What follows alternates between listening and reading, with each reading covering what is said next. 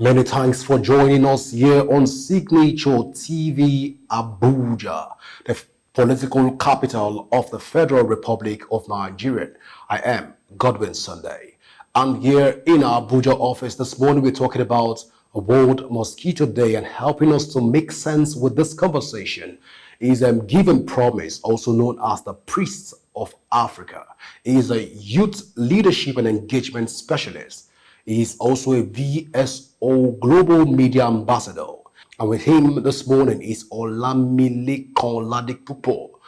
He has a vast experience across the health sector, and both of them are with us this morning in the studio. You're welcome to Signature Men and Gentlemen.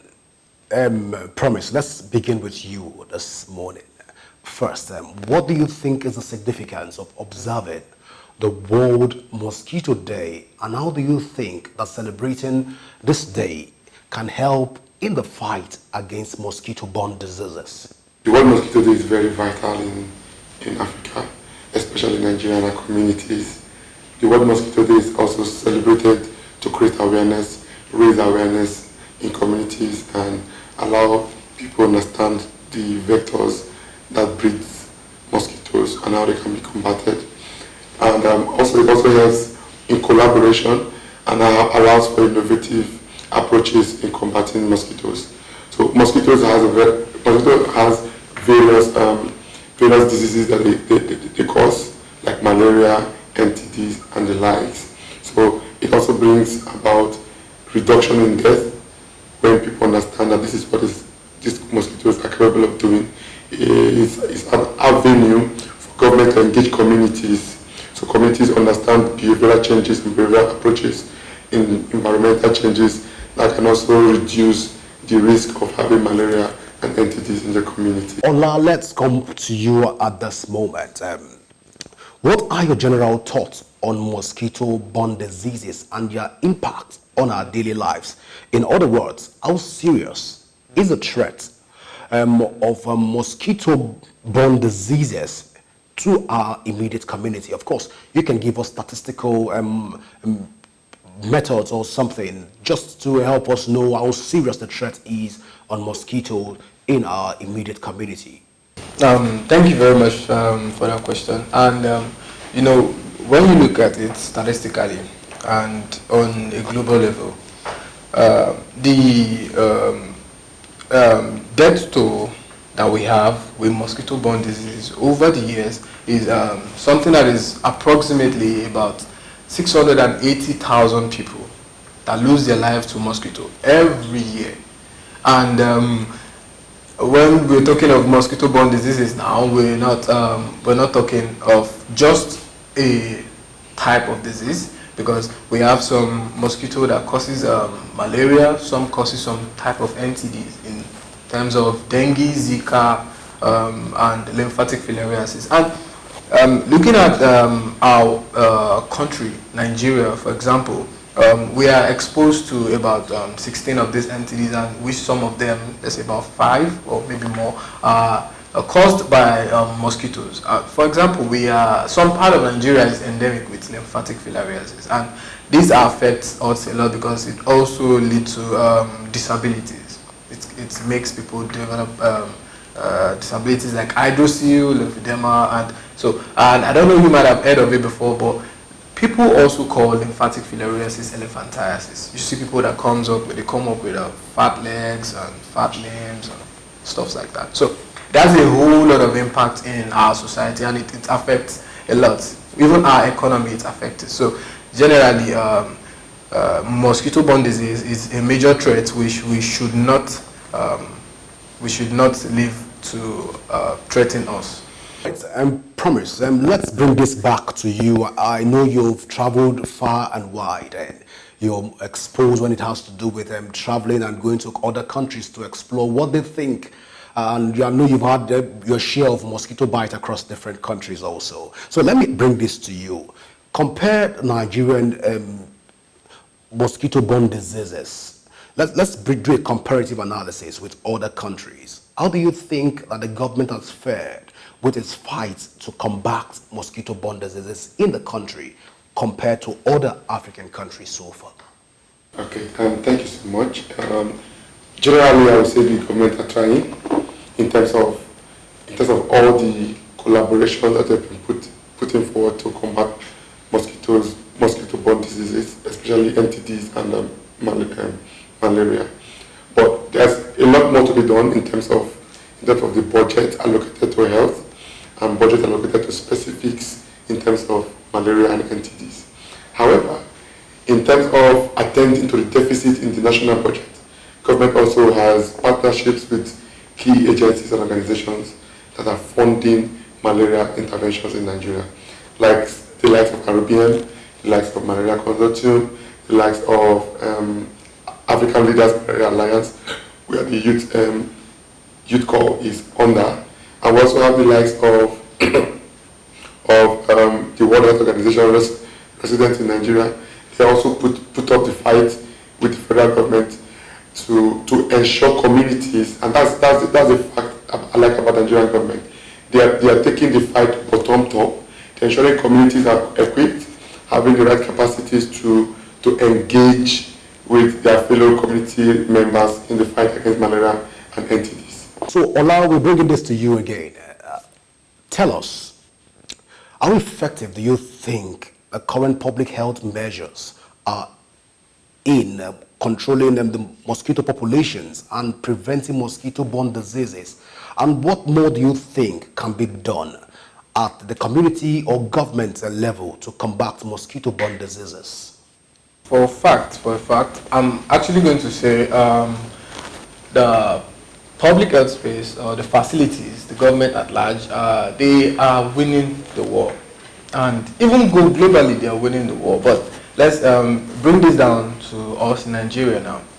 You know, there are a lot of initiatives that have been in place to stop the increase in, for example, malaria incidence reports, like how the endemicity of the disease. And one of the initiative is the record of the malaria incidence reports, which Malaria Consortium is part of the partner that is facilitating that program. And when you look at what they're doing is over a period of I think 4 months or more, you get the list of people that have visited the air facilities to report a case of malaria. Then over the course of 3 years, you know, when you look at it statistically, you'll be able to tell, okay, is there an increase in the reports we're getting? Maybe, okay, people that are reporting the case of malaria, are they reducing or they are increasing? And there's a lot of programs that they are doing in the public health space. We have the distribution of LLIN, that's a long-lasting insecticide annex that you made mention of the other time. This is actually one of the most important strategy in the prevention of malaria, because when you use that net, it prevents you from the mosquito bite.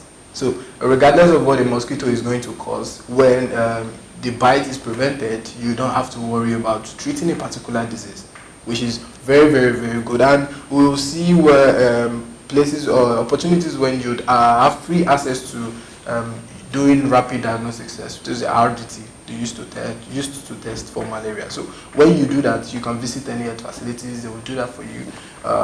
You are sick with malaria, normal prescription and the normal way you should approach it is the use of ACT.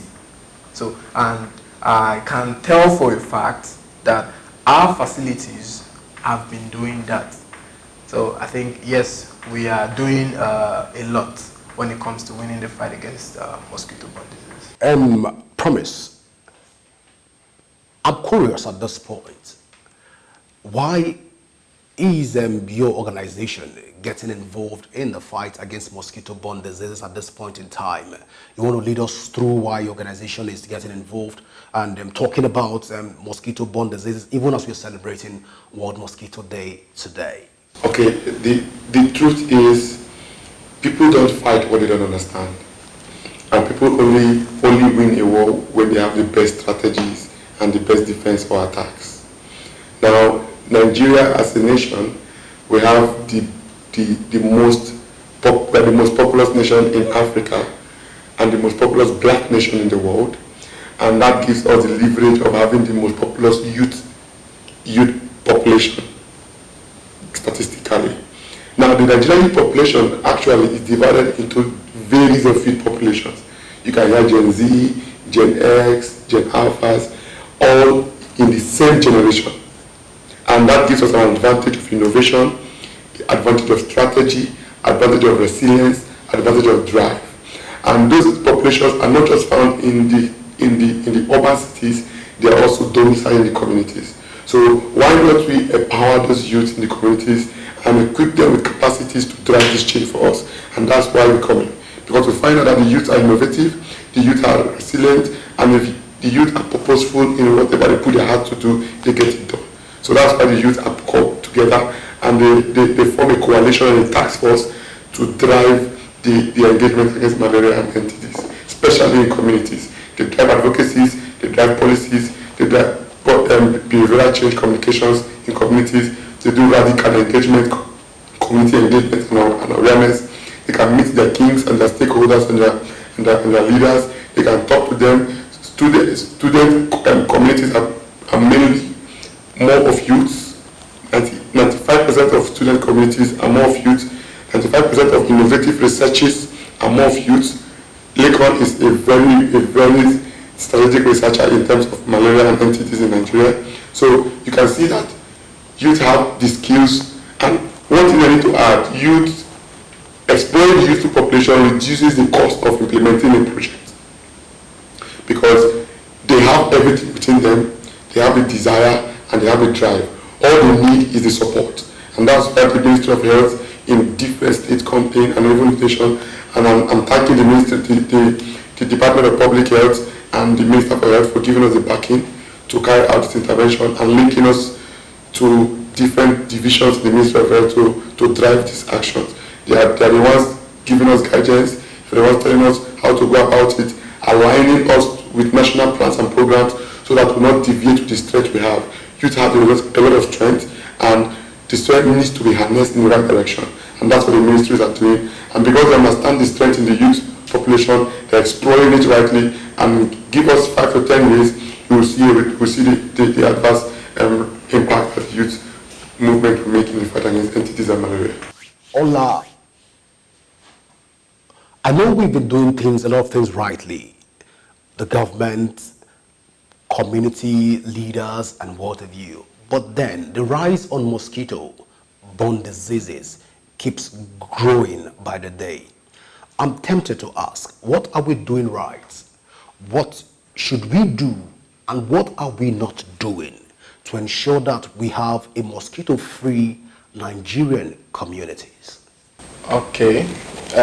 When you talk about the right approach to implementing a program in terms of mosquito-borne diseases, if I'm to get your question right, you're asking what are we doing right as youth and what are we doing wrong as youth. Okay, so what we are doing wrong as youth is thinking this fight is for specific people, is for specific persons. And when you look at the fight against mosquito-borne disease generally, it's a fight we all have to burden ourselves to, because it doesn't affect only you, it affects people you love, people you don't love, and at large it affects the whole community. So this whole thing, it's a chain.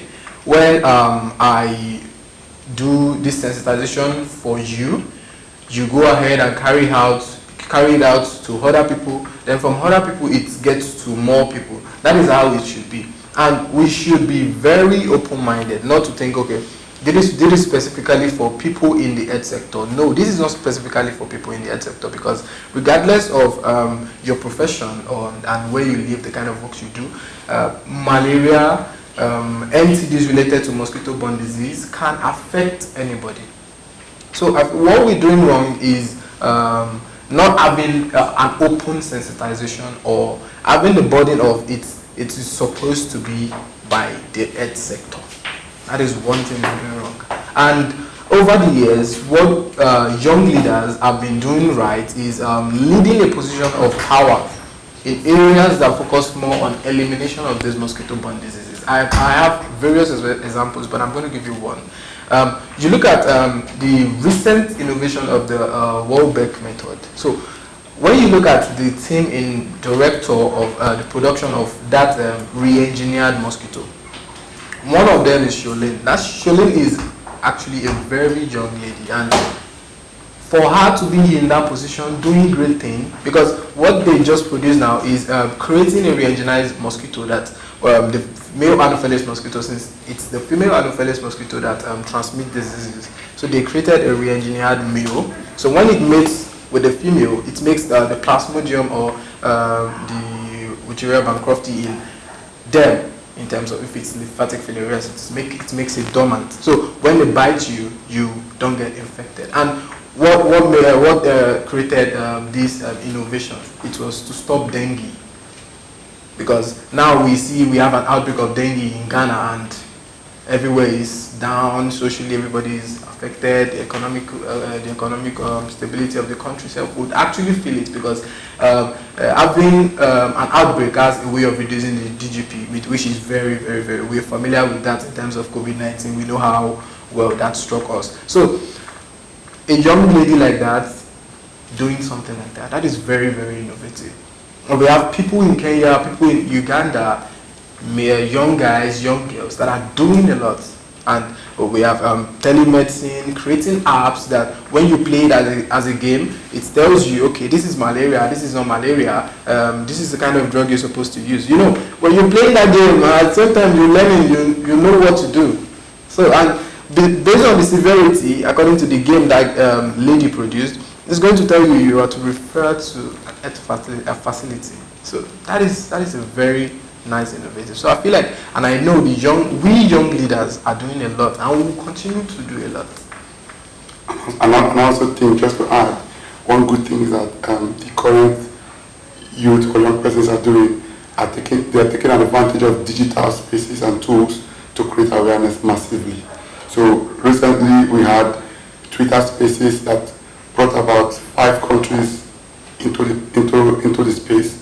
And we also had Twitter space that brought in some government officials in Nigeria and outside Nigeria into the space. So Twitter space and digital tools and digital spaces are platforms that youth take advantage to spread these messages, create awareness, and show people what needs to be done from their end, and allow them to get innovative with the solutions that are provided in that space. Thank you very much for that. Just to add a little bit to what you just said, I could remember there was a time where I was at Calabar, yes, South. Then they used drones for their community mapping. You know, when in a digital world, you're going to places whereby the terrain is bad, you can't access it, and you need to deliver drugs to them. How are you going to go about that? Young innovations. We come up with ideas, we use drones, do the mapping. Sometimes we use drone to send medications to that area. And the funniest thing, the Wahlbeck method I was telling you about, they used drones to release those mosquitoes into the environment. Thank you so much for finding out time to come to Signature Morning today. I hope when next we need you, will be on the show. Yes, definitely. Thank you so much. Actually, today is World Mosquito Day, and we're currently having our World Mosquito celebration at Chida Hotels, and it's starting anytime soon. So we're just here to rush off down to Chida.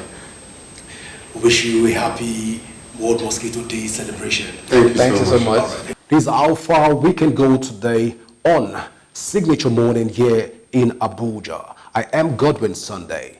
Do enjoy the rest of your day as we return you back to our Enugu office for more updates.